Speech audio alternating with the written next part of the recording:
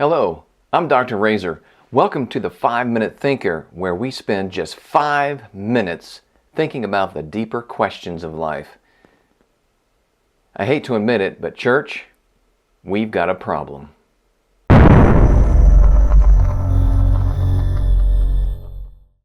Researcher George Barna has detailed the biblical and theological illiteracy problem in the church.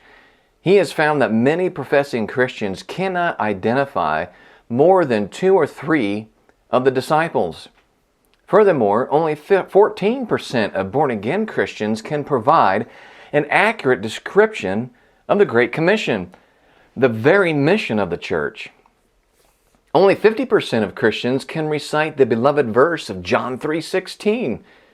And the majority of evangelicals believe that Benjamin Franklin's statement that God helps those who help themselves is found in the Bible. Barna has also found that about only half of evangelicals have a biblical worldview, which he describes as the basic core teachings of Christianity, like the Trinity, Christ rising from the dead, and morality is objective. What was Barna's conclusion? Quote, American Christians are biblically illiterate. But the problem is even worse for the American church. Pastors and church leaders have paved the way for the ignorance of the church. George Marsden and Bradley Longfield wrote in their book, The Secularization of the Academy, quote, for centuries in Protestant countries, including the Protestant colonies in America, the clergy typically were the best educated persons in a town or village. In this country, until well into the 19th century, higher education remained primarily a function of the church, as it always had been in Western civilizations. They go on to state this way, most educators were clergymen, and the profession of professor was not clearly differentiated from that of minister. Until recently, Protestants and their heirs were overwhelmingly dominant in setting the standards for American universities.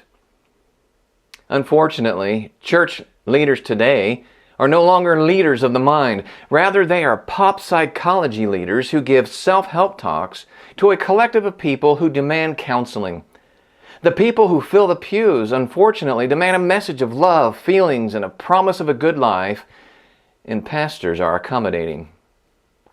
There seems to be no patience with the biblical text, and in fact, little desire to have patience with the biblical text, to study it and understand it.